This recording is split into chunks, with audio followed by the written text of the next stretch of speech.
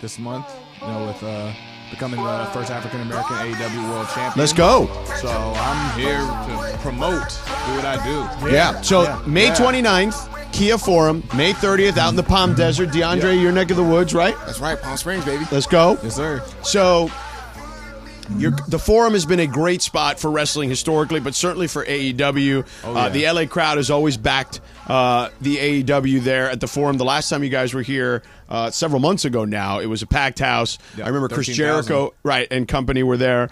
He was Chris Jericho. Don't even get me started on Chris Jericho. You don't know the history, Swerve. So Chris has been on the show a couple of times, and he doesn't like the fact that I'm more of a Sting guy than I'm a Jericho guy. So what happened was, sense, though. Right? What happened was, I guess Jericho the week before they were in Cleveland, and he made some comment about LeBron, and you said that when he comes to LA, you should make the comment about LeBron because LeBron is now here, not in Cleveland. And then he got pissed at you. Yeah, he got mad at me. Yeah. He got all mad at me. He said, what, do you think I don't know where LeBron's at? Yeah. He's like, what are you, some kind of radio hack? And he called them the crumb of a nacho. Crumb of a nacho. That's what he called me. And by the way, That's he is pretty witty. I like that. You like that? That's pretty good. Do we have the audio? We have the drop somewhere. The crumb of the nacho. Yeah. But he is a radio hack. So that's not wrong. I mean, he may not be the crumb of a nacho, but he's more like an actual nacho. I mean, let me tell you something. First of all, champ, congratulations on being the first African-American champion in AEW. I would like to be the first Hebrew-American to be the champ, okay? Yeah. I was telling you before we got on the air that I recently watched the most, your last episode. And when you had to come out from the back, and there were three guys in the ring that apparently, can you explain the story that they really turned their back on you? Is that right? They turned their back on me pretty much because when I first created and merged the Mogul affiliates with the embassy, we became the Mogul Embassy, a lot of us rose together. But then, I kind of took off. Me and Prince Nana went to the headlining main event scene a little bit, and I focused on becoming a world champion and making history, which is what I did. And a lot of those guys kind of feel like they got slighted a little bit. A lot of the feuds and the rivalries and the villains that are coming to face me right now are kind of like my own doing. It's the ghost from my past, from all the wrongdoings I've done from 2023 to get here in 2024. So I kind of got to go through a gauntlet of people with like the embassy themselves, which I'm facing off against Brian Cage tomorrow night in Seattle, then against the patriarchy with Christian, like legendary Christian Cage, and then eventually the EVPs, the Young Bucks themselves. I'm going to have to address that issue with them making my life a living. You know what? Yeah. So it's going a little crazy right now. So, but you came out though, and you had like weaponry with you because you had those big chains, and you took one of them fools and you wrapped him up by the neck on with the chain. With the I'm so the that chain was like, honestly, the chain was like kind of Hangman Page and John Moxley, how he beat him in Revolution, the pay-per-view the year before. He chained him up and choked him out, and he submitted. So then when he faced me at Full Gear last time I was here in Kia Forum in Los Angeles, that's how I beat Hangman Page. I choked him up and hung him up. So that kind of became my weapon. I had kind of adapted it from him. So now I'm getting a lot of different uses out of it. I'm using clips to hang them up and string them to the post and everything. It's an equalizer. Like I'm the boogeyman of pro wrestling when it comes to that. Like I don't. Some people get an attack on me, but it doesn't last long. I get my revenge back very quickly. Now Swerve Strickland, the AEW champion, is in the house. So, you said you're kind of paying for some of your past mistakes with those guys, right? I'm trying to warn you to making a future mistake because I feel like Cappy is going to try to sell you on how he should be your valet, your manager. Right. Right. But there you heard Chris Jericho because that was the other part. You wanted to also then be a manager, and he said you were a crumb of a nacho. You weren't deserving of being a valet. I am more of a manager type, okay? Many years ago, I went backstage at a show, and I tried to convince Sergeant Slaughter way back then that I should be no, you're shaking your head. No good. I was like, dude, I need to be a manager. Because like I grew up on a guy named Sir Oliver Humperdinck. This is way back before you were. I know. You know Sir Oliver Humperdinck? Not personally, but okay, yeah. but you know who he is. See, I grew up on that old school stuff right there. Florida Championship Wrestling, Georgia Championship Wrestling. Bobby the Brain Heenan. Right. I mean, this is old school. Jimmy the Mouth of the South Heart, the whole thing, right? So I feel like I could be your manager. And look at me, by the way. I have a manager. Well, so what? Do I need two? Two's better. Are you going to turn on me later? I will not do that. By the way, I'm a very loyal guy. No, he's not. Yes, he's a I bad am. guy, and he would turn on you. It's a bad rapport. Crumb No. of a nacho going to turn on me later. I don't think we would. I also told you it would be That's a a bad huge resume. mistake. Yes, yeah. I'll tell you the other night, though, when you took on those two guys. Yeah. Okay, and what's the other guy's name? Is it Grant? What's the dude's name that left? Brian Cage. Brian Cage, excuse me. Cage. That guy left. That guy got 'Cause he's afraid of me. Right, he got huge traps, big. I mean, the guy's ripped, right? And he's going in the back while you're taking on two dudes. That's how dangerous I am. That's why I'm world champion. Yeah. See, I'd have gone and grabbed Everybody him and said, I "Come beat on up back." was bigger than me. Yeah. Everybody I faced in the ring since winning this world title has been bigger than me, and I beat them all. I've taken them Cappy down. would have grabbed the chair from under the ring and taken him out for you, is Well, what he's trying to say. What you did the other So night. that's why I'm like, why do I need you? Well, because I could help, but you don't ever know. You know, sometimes you could use an extra hand here or there. Plus, I'm kind of a good business manager. More money for you. You know what I'm saying? Let's get you Got more it. money, endorsement deals. Got it. Okay. He's But going to want you to invest in Sided. That's not a bad idea. He has a company called Sided. Right. You should invest in that. Yeah.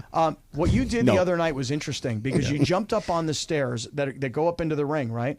And you had that dude down, and then you grabbed the chair and you slammed it on, and everybody could hear it. I mean, it was rough. yeah. Dude, I don't know, man. That guy, is he out of commission or what? Yeah, shouldn't be seeing him for a while. Yeah. Oh, Just to yeah, put it there you that go. way. Yeah. I would think so. Every intention. Like, yeah. Like, see, as a world champion, a lot of people try to take advantage of you because this is what they want now. Mm-hmm. The perception of you has altered. Right. Now it's like, you're friends with me? Why? Yeah, why are you trying to be his friend, Cappy? Right, because Yeah. he's the champ. Right. Yeah. So he sees right through you. I mean, a month ago we wouldn't have been friends. But, Right. you know, come Now you're trying to cozy up to him. Right, late April when he became the champ. Right. Now he's a champ. I'm a champ. Anybody watching our YouTube show right Yeah. now, you got to see. We got the AEW championship belt and we got the Sedano and Kap We do have the championship belt. Sedano and Kap championship belt. That is true. So Swerve, you know, you make history, right? Yes, sir. Take me back to like the beginning, right? Where you got into this business. How did it happen? Very easy, very simple. It was just the fact of like I came back from my military training like literally 2 weeks after I graduated high school. You were in the Army, is that what right? part of the military? Army Reserves. Okay. And, Thanks for your service, man. Thank you. Thank you. Yeah, 2 weeks after I graduated, went straight to basic training in Fort Jackson, South Carolina. Did my training, and came back home to Pennsylvania, like York, Harrisburg area. Know it. And I was just like working like menial jobs. I was like cable guy. Then I went to like UPS and like loading trucks and everything. And it's just like, you know what? I'm gonna take a risk with my life, with my career, what I want to do. Since I always had the military right there in case everything falls Because your apart. dad was in the military, right? He was, yeah. Yeah. So I was like, okay, I'm just going to like pro wrestling. Me and my friends, we were in high school, video games, pro wrestling. That lunch table talk was pro wrestling. Mm-hmm. So I was like, let me try it. And I grabbed all my stuff, moved down to Richmond, Virginia. And I was just like, told my mom I want to try to train to be a pro wrestler. And she was just like, all right, I know where you are at all times. I know what you're doing. Where do you go though in Richmond, Virginia? Like, do they have a school? Yeah, there? wrestling school called Ground Zero Wrestling. It doesn't exist anymore, but like a couple guys kind of went and made some moves, did some things out of the school, out of the the history of the students that trained there and stuff. But I kind of like was the one that like got the contracts, went to TV and became something from that school. Ended up going back up to Pennsylvania a year and a half later. And went to CZW in Philadelphia, met Adam Cole, who introduced me to the place, and my independent wrestling career started taking off ever since then. How long is the school? How long does a wrestling school take? I started in August of 2008. My first match was like March of 2009. Okay, all So right. like 6 So months. that's a decent amount of time. Yeah. Yeah. All right. I know some people that had like 3 training sessions and then had a match. So Right. it varies. But then explain how you go from your first match and in like whatever promotion you were in to get to the big time, to go from single A to the major leagues of pro wrestling, AEW. I don't think it works like that. It works more like independent music. You do these dive bars, you do these openings for shows, you do like these little like bookings, until a record label comes and signs you. Right. That's more how pro wrestling works. So how long did it take?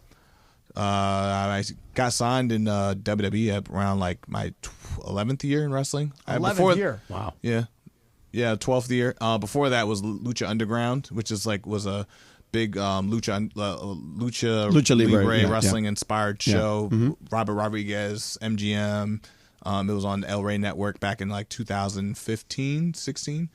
I signed there, and I did like 3 seasons under the Kill Shot character.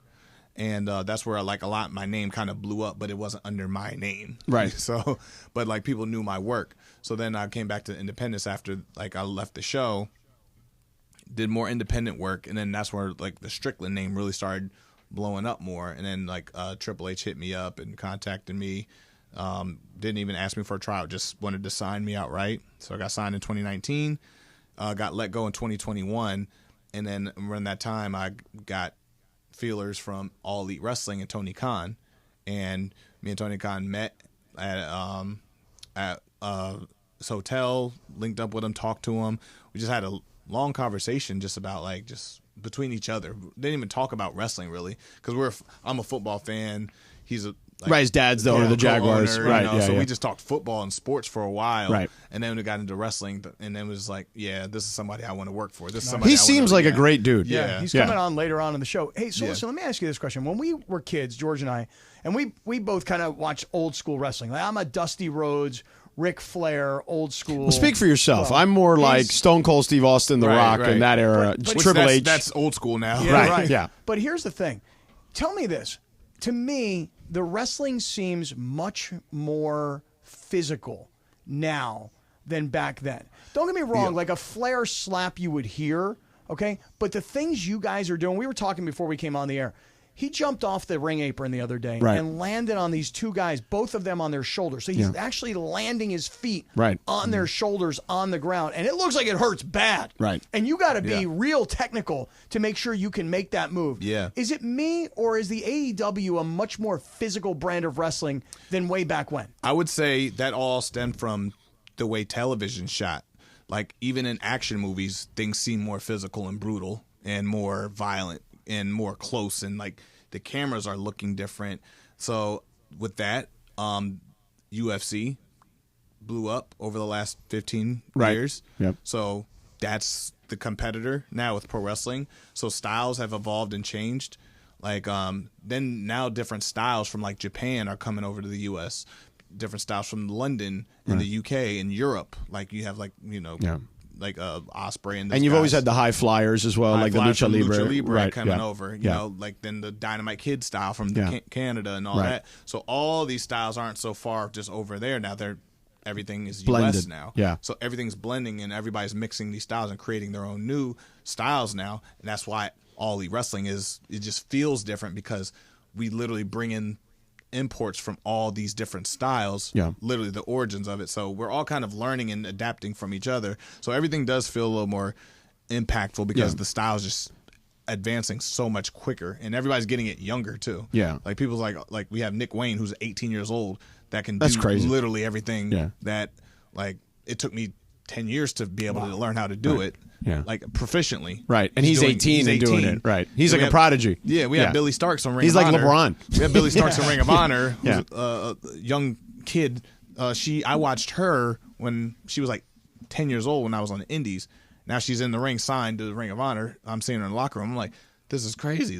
I'm watching these kids grow up and they just get it because. Once again, YouTube, social media, you can just learn it off your phone and then just go in the ring and do it. Right. Rather than like finding tape trades and going to actually seek it out and find a mystery person at a gym that your knows path was somebody. Different. Right. Yeah. Well, like all of our paths are different. Right. All of our paths are just like it's there. So from what you grew up watching, like you to get into wrestling at that time, like Ric Flair, you had to find a person who knew somebody at a gym, that knew that had a ring and a barn, and you didn't have to. You didn't learn in a ring first. You learned on mats on the floor. Right.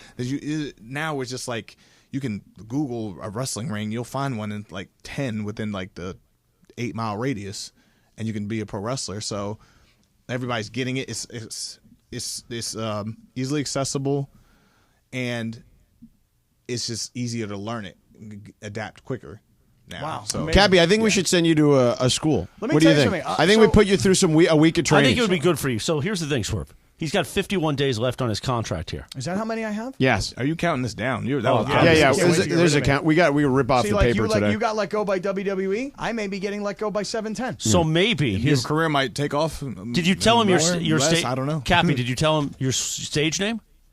Well, I told him I'm the Hebrew Hammer. Yeah. So I see why they're letting you go now. could the Hebrew Hammer have a future in this? Look at him. Look at his build. Stand up for Take him. a look at me. Take a look at what I got here. Just keep the outfit on, and I think you'll be Yeah, right? I'm not manageable. taking the shirt off. I can't take the shirt off. No, not at all. Not anymore. I look like Ric Flair. You will be sued though, or copyrighted because of the trademarks on that. Yeah, I understand. Yeah. I understand. Yeah. This is actually, and that's not really a Gucci. This is officially hat licensed you got on it. Mercedes Yeah. gear and Gucci. Yeah. And this was all designed by my designer, Zap. He might come with me, too. He should be your manager. He would be my manager. That's exactly right. Hey, listen, real quick. Yeah. You know that when you're at a Rams game, Yeah. whose house? Rams house. Well, your song, right? Your intro song, right? So Yeah. whose house? Swerve's house. Can you explain the story of how it became Swerve's house? I was Defy Wrestling in Seattle. I had a match with Leo Rush. It was like the second Defy show ever, and as a local independent in Washington Hall in downtown Seattle. It's where Jimi Hendrix used to play. It's a beautiful building, Right. Amazing acoustics and stuff. So like there was a fan heckler, and I like responded to him, and I said, "Oh no, this is my house."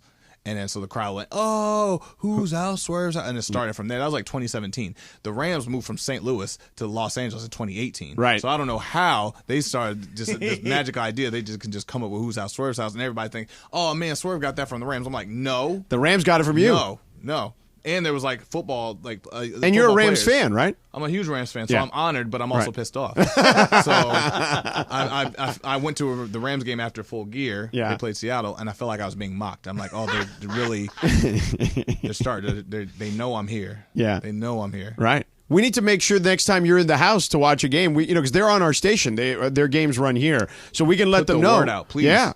Please. Next time you want to go to a game, let us know. And man, when this football season starts up, I'm so excited. I'm happy about our pick, Jared Verse. Oh, we got to meet him. Oh, dude, and he Oh, went. He man. did whose house? He did Rams whose house? It Rams was house incredible. at the party, the draft party. Oh he was man, at. I got to meet this guy. Yeah. And his teammate, I got Fisk. to meet Aaron Donald Yeah. the night they won the Super Bowl. Oh, And no way. I actually went to the banquet. Okay. Because Anita Strauss Right. does plays guitar. Right. So we're friends. She was on my podcast actually. Her and Josh V. Yeah. And I got invited as a guest. to go, and Nice. I met Aaron Donald that night. Wow. So when he retired, it was like it touched me a little bit, Yeah.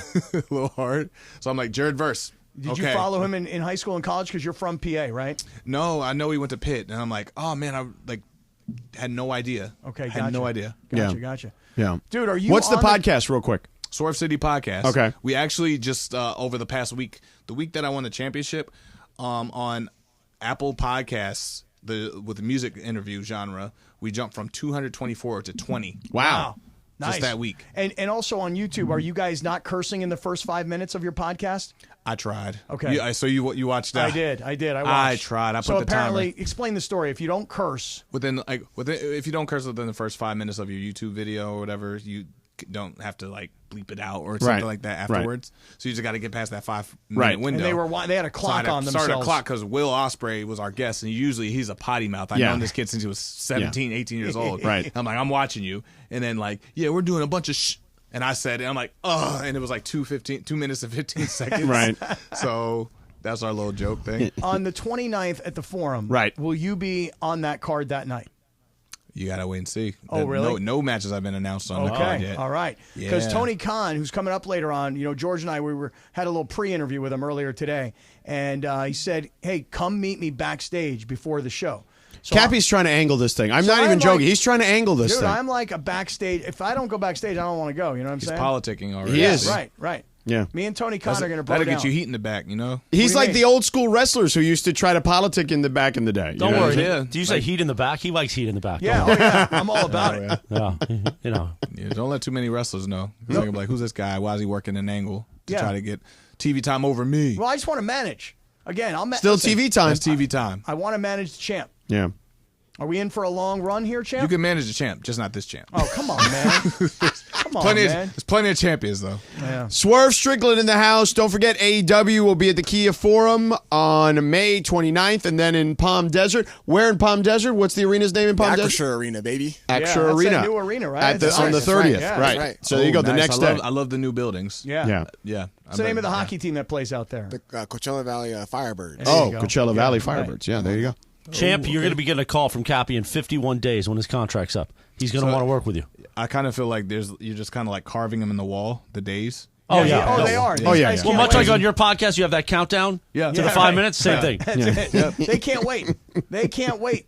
That last day, watch out. You know why? It's exactly what you're saying about the wrestlers. The wrestlers get jealous that I want their TV time. I've taken the mic time from this guy right here. and That's he's actually not jealous. true. We just want somebody who's a He's little jealous. bit better at doing No, his job. No, this guy right here. Yeah. And now he looks like a manager. Look how dressed up he is, right? Look how sharp he looks.